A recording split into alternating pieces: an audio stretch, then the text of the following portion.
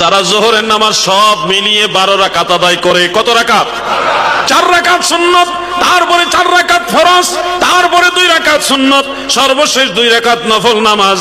যারা টোটাল যোহরের নামাজ 12 রাকাত আদায় করবেন, আমার দয়াল নবী বলেছেন সারা রাত দাঁড়িয়ে দাঁড়িয়ে তাহাজ্জুদ নামাজ পড়লে যতগুলি নেকি আমার আল্লাহ আপনাকে দিত, সারা রাত দাঁড়িয়ে তাহাজ্জুদ নামাজ পড়লে যত নেকি হতো আপনার, আমার দয়াল নবী বলেন যোহরের নামাজ 12 রাকাত পড়লে ওই সমান নেকি আপনার আমল নামায় আল্লাহ দিয়ে দিবে।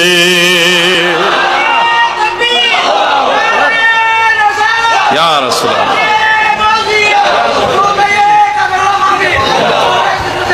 তাহলে আপনারা কি বুঝলেন? যোহরের নামাজ সর্বমোট কত রাকাত?